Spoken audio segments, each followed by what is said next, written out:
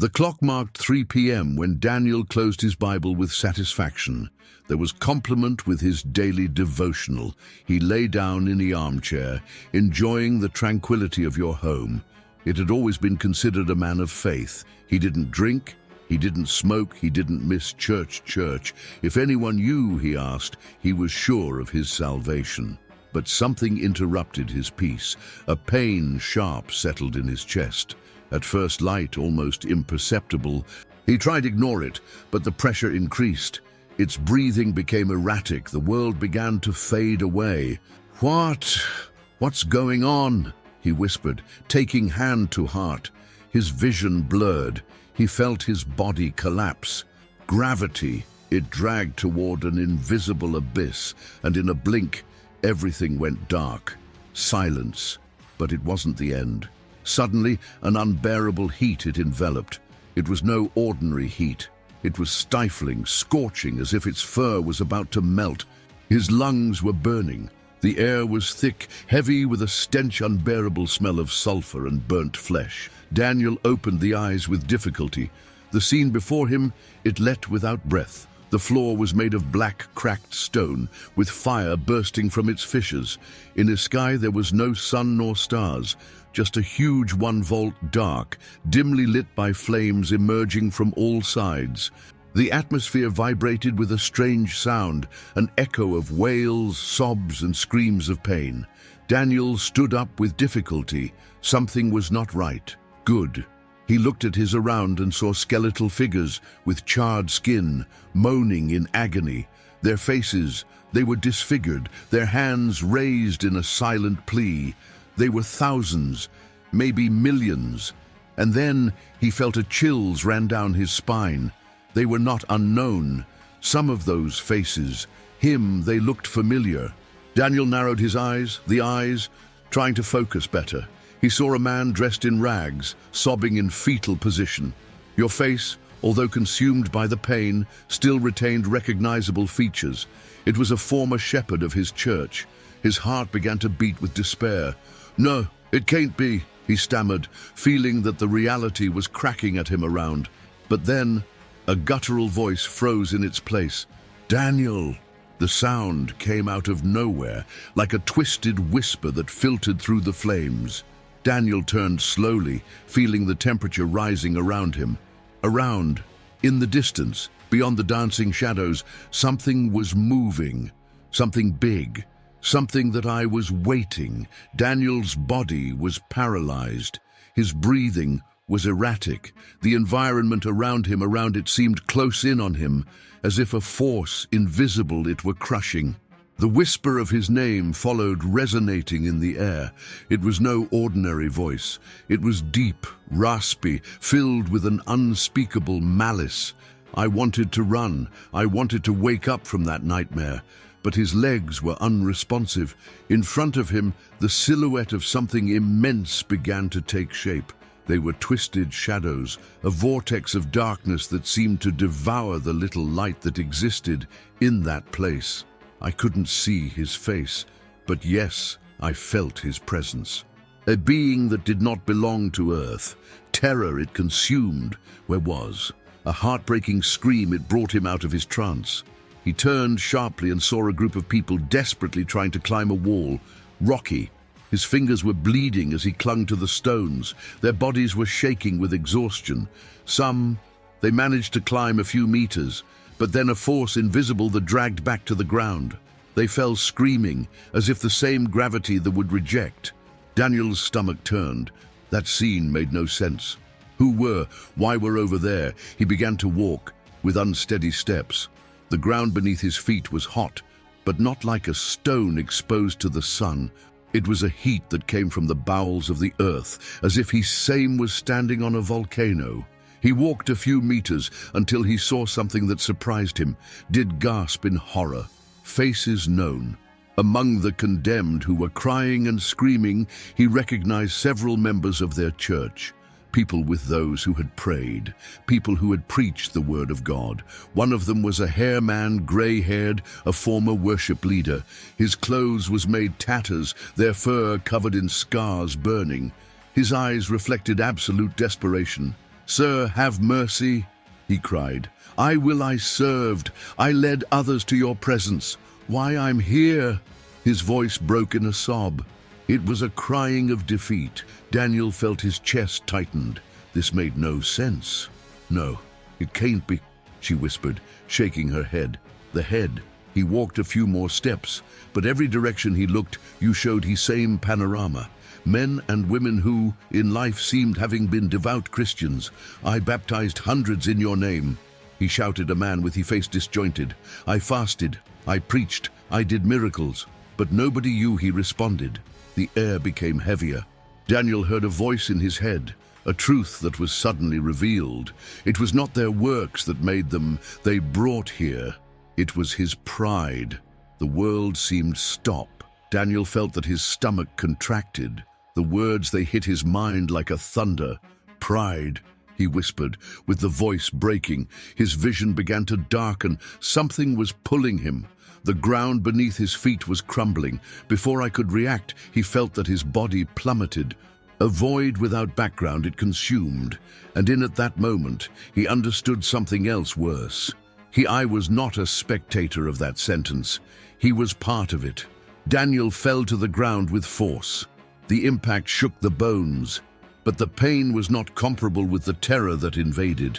His hands trembled, while I was trying to join in. The voice in his mind continued resonating. It was not their works that made them. They brought here. It was his pride. Daniel felt a chills run down his spine. Pride? How could it be possible? All his life he had considered himself a faithful man. He went to the church, prayed, fasted, preached the word of God. How could having been his pride what it condemned?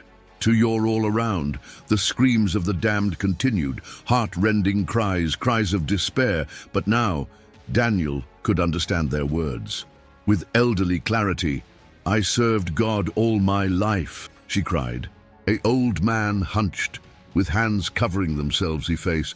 "I never stole, I never killed. Why, I'm here. I was always a man of prayer." He sobbed another. "I thought that the Lord knew me. I was not like the sinners of the world," a woman whispered with the empty stare.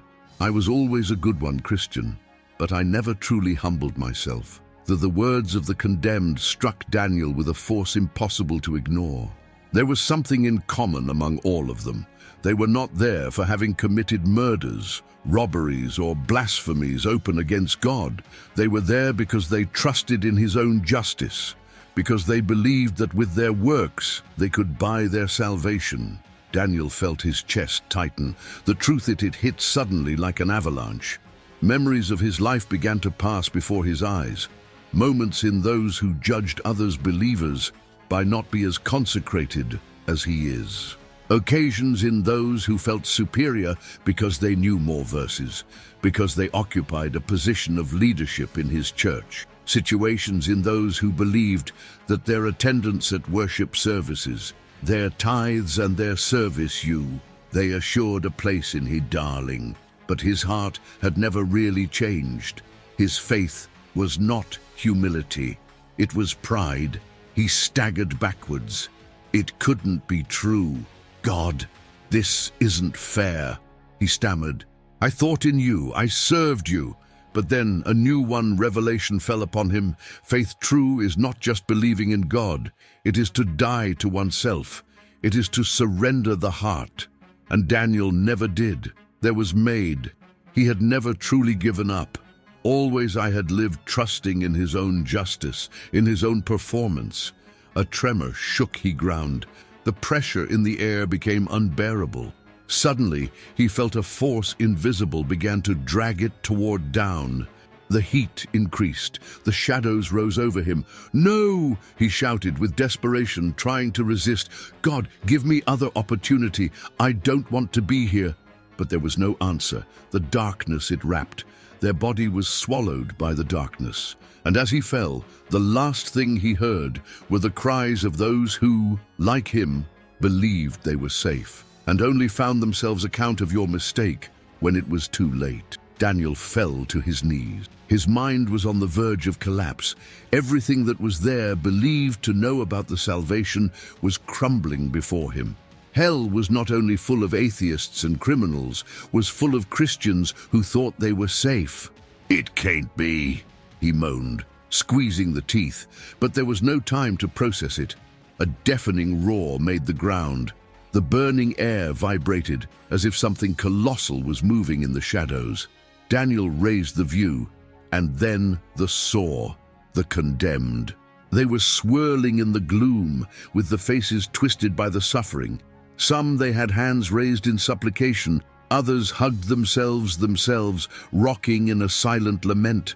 But his eyes reflected an absolute terror. Was so. When Daniel recognized some faces, a shiver traveled his body. He, the new people of your church, men and women who had prayed with him. One of them, a gray-haired old man, fell to his knees with hands outstretched. His voice sounded like a moan of agony. "I preached your word, Lord. I spent my life in the pulpit. I baptized hundreds in your name. Why I'm here?" Other man, with his face covered in tears, he murmured with a broken voice, "All my life I believed that I was a good Christian.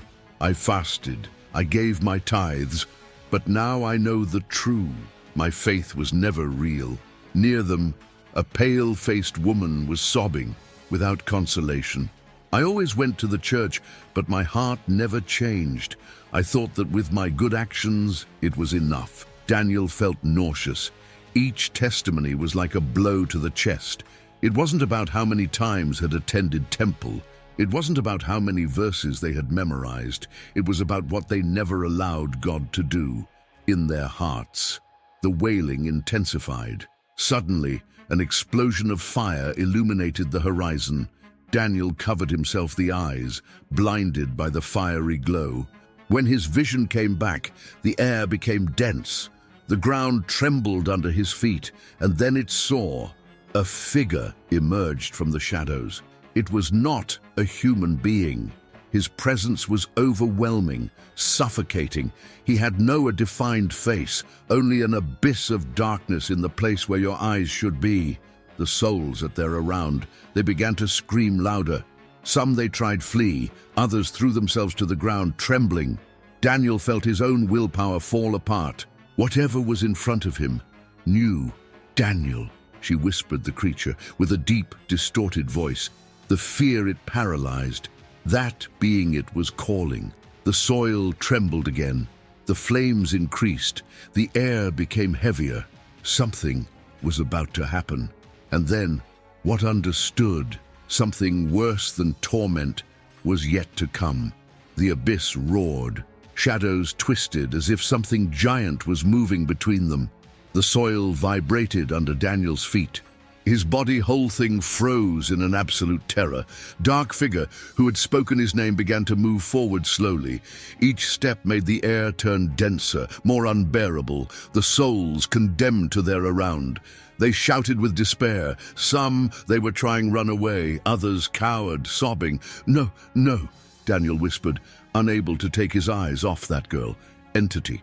The creature extended a deformed hand. Something invisible took hold of its body. Daniel felt himself being dragged towards forward. His feet moved without his control. "The void," it called. "No! God, help me!" The scream came out of his throat with all the strength of his soul. And in that moment, everything stopped. The air changed. The darkness. She stepped back, as if something had happened to her, would have split in two. And then, it appeared, blinding light descended like a torrent of fire. The shadows fled. The darkness trembled. Daniel fell to his knees. His body, the whole thing, shuddered. Jesus was standing before him. His presence was overwhelming. He didn't need speak so that Daniel understood that he was before the King of Kings.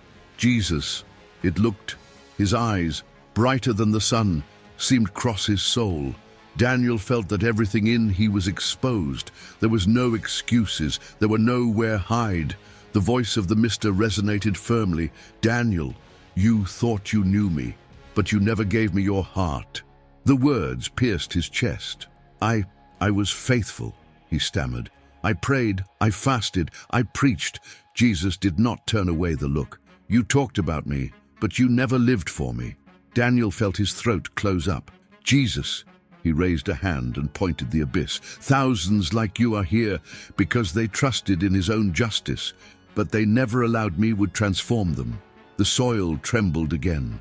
The light around Jesus began to weaken. Daniel felt panic. No, do not leave me here. But the light slowly faded. Shadows began to approach. Again, the void it called. He felt himself falling, that the darkness it wrapped. Sir, please, give me other chance. The scream came out with a heartbreaking pain. The darkness it devoured, the fire it wrapped. And just when thought it was all over, opened the eyes. I was back. The air entered into his lungs suddenly. Daniel gasped, his chest rising and falling with despair, was in a hospital bed. Machines beeped at his around. The cables connected to your body indicated that he had been on the verge of death. His vision blurred. Images of the hell they followed in his mind, as vivid as if still was over there.